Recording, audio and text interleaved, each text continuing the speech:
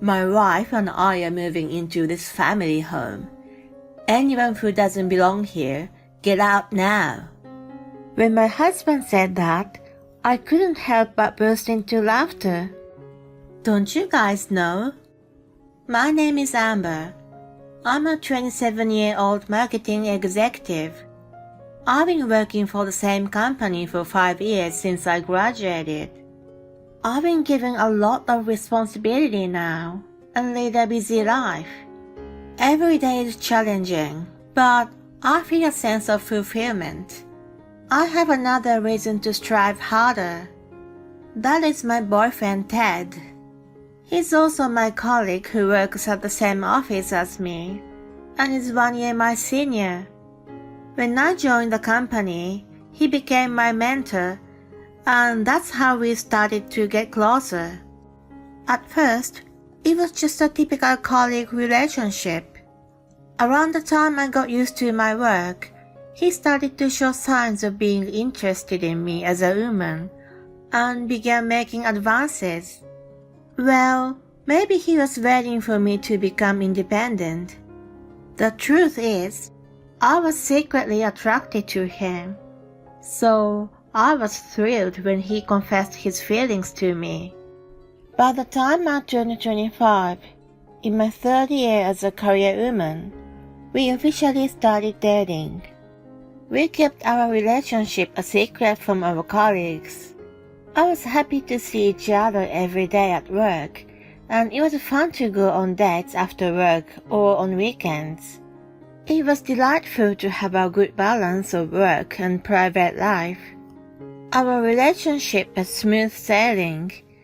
Both of us were good at separating work and personal life, and we fulfilled our work responsibilities diligently.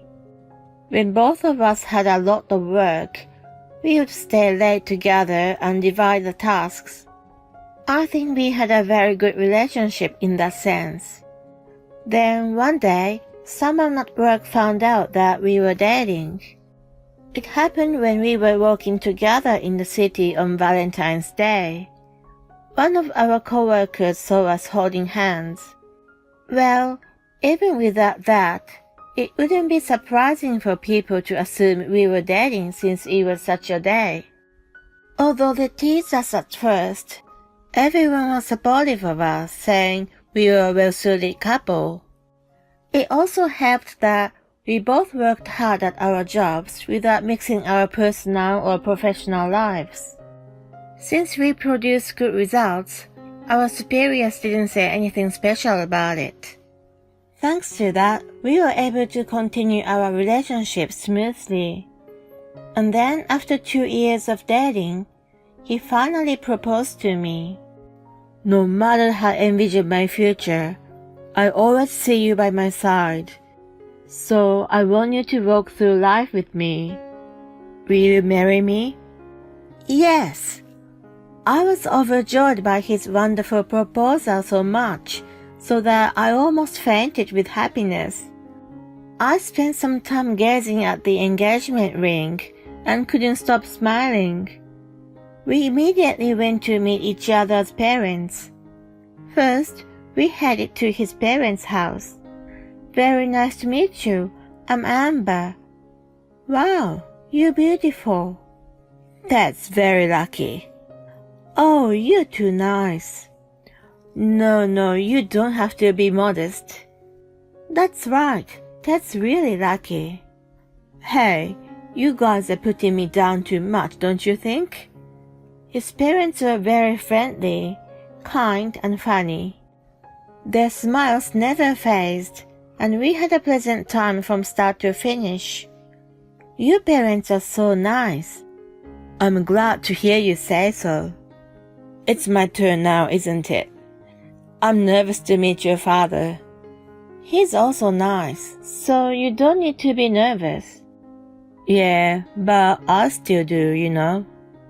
"Will he approve of our marriage?" "I've already decided to marry you, so it doesn't matter if he does or doesn't. Besides, he's not the kind of person who would interfere with his daughter's marriage based on his own opinion." "Well, That's good to hear. He seemed a little relieved but still quite nervous. Then a few days later, the day came for us to visit my parents. Did you sleep last night?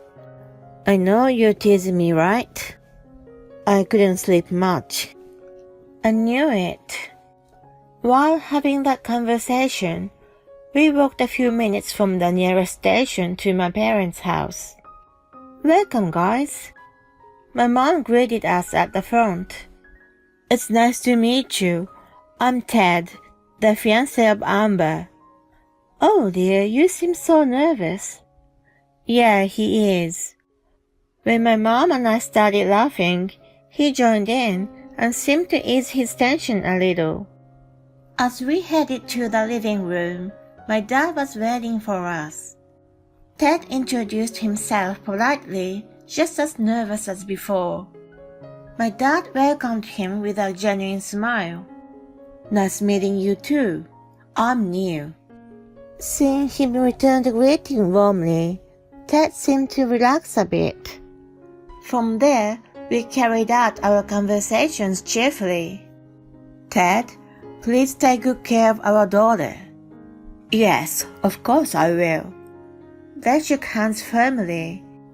I watched them with a smile, feeling delighted. Afterward, we proceeded with the preparations for the wedding. During that time, we had dinner with both families. There was a cheerful exchange between the parents from both sides. Amidst that, there was another person from my side of the family who was meeting Ted and his parents for the first time.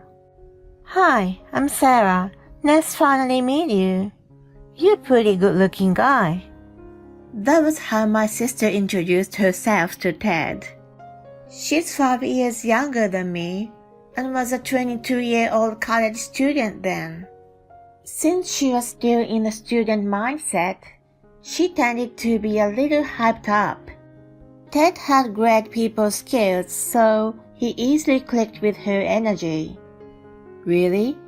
It's the first time someone said that to me. You're good with flattery. You're being too modest. You seem very nice, Ted. You found a great guy, Amber. I know. She had an outgoing personality and a light-hearted attitude. I thought she would have gotten along well with someone like Ted, who was flexible. Since he was an only child and had no siblings, I wanted him to enjoy having a sister too. The dinner with the two families went without a hitch and ended pleasantly. A few months later, Ted and I held our wedding. We had many discussions and put a lot of effort into the planning, so we were quite pleased that it turned out exactly as we had hoped. Our colleagues and friends seemed genuinely happy for us, which made us feel truly blessed. Right after the wedding, we went on our honeymoon, and upon our return, we started our newlywed life. I was exalted to live with my beloved husband. Every morning when I woke up, he was by my side, and he was there when I went to sleep as well. Moreover, since we worked at the same company, we commuted together. It was like a dream to be with him all the time. As we were both busy, we shared the household chores. He liked cooking and was better than me. Even with simple dishes like mac and cheese or grilled salmon, he added a little extra touch, making them incredibly delicious. I felt fortunate to have a husband who was not only an excellent cook but also brought me joy. We collaborated and handled chores while fulfilling our respective jobs. Our colleagues praised us as an admirable couple. When we were not working, we mainly indulged in our shared hobby of watching movies. We loved foreign films and enjoyed 2 or 3 a day. We watched a considerable number of movies throughout the year. What shall we watch next weekend? I often browse movie review websites during my lunch break. Our married life was filled with simple happiness. However, around 3 years into our marriage, something happened that changed everything. It was on a weekend. When the doorbell rang, I thought it was a delivery, but the person standing outside the door was someone unexpected. It's been a long time, Amber. Sarah, why are you suddenly here? Can you let me stay here tonight? Huh? She showed up out of the blue. Not only that, she was asking to stay the night. I mean, it's a bit too sudden, don't you think? Please, I have nowhere else to go. What do you mean? I couldn't understand the meaning behind her words. And just then, Ted emerged from the living room. What's going on? Oh, Sarah, long time no see. Hey, Ted. Why are you guys talking at the door? Come inside. He then took her luggage and led her into the living room. You're so kind. I was hoping to end the conversation at the entrance. I was certain that if she came inside, she would have definitely stayed the night. Sarah, tell me the rest of what you were saying just now. What do you mean you have nowhere else to go? After graduating from university, she got a job and started living on her own. She should have had a place to go back to. I couldn't afford to pay the rent. How come? What about your job? It didn't work out, so I quit. You had finally landed a job after struggling, and it lasted for 3 years, right? You could have continued for a bit longer. Oh, I quit that job a long time ago. I was working part-time. Hold on. How long did you stay at your full-time job? Until a bit before Thanksgiving. That's only about a month. Why didn't you tell me something so important? Don't get upset like that, will you? When she went to our parents first and told them everything, she was fiercely scolded by Dad, then kicked out. Of course he'll be angry. How selfish are you? Okay, let's just calm down. She must have been going through a lot and made that choice. It's unfair to just get angry at her. Ted tried to take a neutral position, but that would have only made her take advantage. You're so cool. No one has ever stood up for me. Thanks. Well, it's not like... Please, Dad, let me stay here tonight. She pleaded him with Bambi eyes. Then, without hesitation, he said, Sure, why not? All I could do was exhale deeply in resignation. Yay, thank you. Exhilarated, she went to put her luggage in the guest room without asking. Hon, you're spoiling her. You think so? But we're siblings, so we have to help each other. He didn't seem to grasp my concerns. I knew she would have never wanted to leave our place. My intuition was right, and she stayed for a while. You're an amazing cook, Ted. Really? Thank you. Ted never asked her to leave, and they always seemed to enjoy their meals together. Even when I told her to leave soon, she wouldn't listen. When I spoke to Ted about it, he said it was lively and fun. I had no choice but to talk to my parents. They were so mad that they immediately came to our house. Sarah was taken aback by their sudden visit. Dad gave her a harsh scolding, which made her finally reflect on her actions. She decided to leave soon, and at last I was going to be free from her. But then came the drama. I had just returned home from a 3-day business trip. When I entered the house, Sarah's jackets were gone from the closet. There was no luggage in the guest room either. I thought she must have left while I was away. I went to the dining room and found a letter on the table. I expected it to be from her. I picked it up and was absolutely stunned when I read the contents. "I'm sorry, Amber. Sarah's leaving, so I decided to go with her." You've got to be kidding me. I couldn't help but let out a small cry. I rushed to Ted's closet only to find it empty. My sister and my husband had eloped together. I called and messaged both of them several times to no avail. I crumbled down to the floor. They had been having an affair under my roof. He had chosen Sarah over me. All of those were like a kick in my gut, and I didn't think I could recover from the immense pain.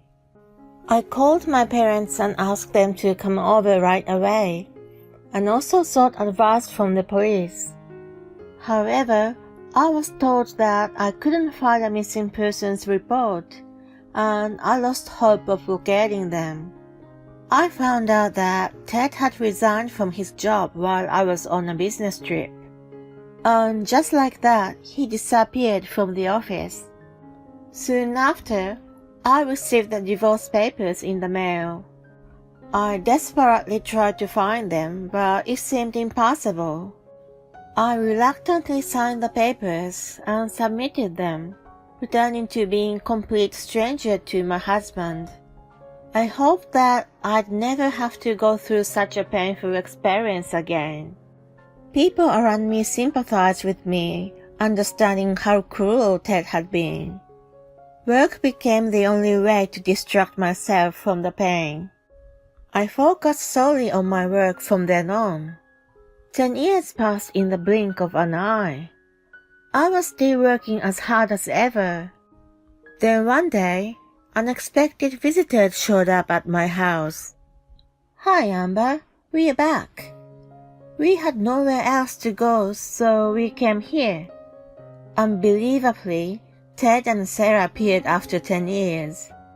I wondered what their intentions were. The house they came to was my parents'. They shamelessly showed up without a trace of embarrassment. I took a deep breath. It's pointless for you to have come. They refused to listen to me and tried to rely on my parents. Dad will forgive us after 10 years, don't you think? Ted's parents are still mad, so we couldn't go to their house. But my parents will be different. We'll move into this house. Anyone who doesn't belong here, get out now.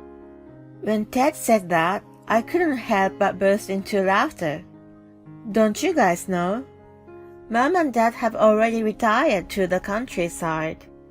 So this house is in my name now. No way! It's not fair that you live here all by yourself. Who said I'm alone? You're not? Just then, my current husband emerged from the living room. Hey guys, I'm her husband. Just to let you know, I'm a police officer. Police? Not only surprised by the unexpected presence of my husband, but they were flustered upon learning about his profession. I'm happy to see you doing well after all this time. Right, I'm relieved to see you well. Saying that, the two of them started backing away. Stop! If you guys want to live here, you can. Really? You're so sweet. It appeared that their simple-minded nature hadn't changed as they paused and delighted in my words. But only if you pay for the upcoming full renovation. That's impossible, obviously. Don't give us a false hope. You two had an affair, left the house on your own, and now you're back, yet you dare to say such a presumptuous things? I have suffered a lot because of your betrayal. I was that bitterness that fueled my determination, and now I become the VP at the headquarters. Seriously, you've risen that high? I kept working hard after you were gone. What about you guys? You quit your jobs, eloped, and now you're back. It's because we don't have any money, isn't it? Well, when confronted with the truth, they both hung their heads looking down. After they eloped, they worked part-time to ends meet, but it was getting insufficient. Unable to pay the rent, they were finally evicted from the apartment. I'll hook you up with a job if you want. Are you mocking us again? Enough already. Well then, there's a living job available, but when I mentioned it, they eagerly took the bait. Really? Come on, tell us more. It appeared they were truly desperate. All right, let me contact them. I made a phone call right away. They want you guys to come now. I'll drive, so let's go. Yes. My husband and I got into the car and took them to the location. It was a farmhouse where my parents and uncle lived. Could this be... Yep, Sarah. You, what are you doing showing your face here now? And you, I won't forgive you for betraying Amber. When we arrived, Dad approached the two of them in a rage. They cowered in terror in his menacing look. My husband and I removed their belongings from the trunk and go back inside the car. What are you doing, Amber? Where are you going? We have no business here, so we are going home. Good luck with the farm work. Wait. We left them behind. They are now disciplined by my parents and uncle, enduring daily lectures and forced to do farm work. I hear they are mentally and physically exhausted with lifeless expressions on their faces. I truly think it serves them right. On the other hand, I am happily living with my husband. I intend to continue working through life with my reliable partner.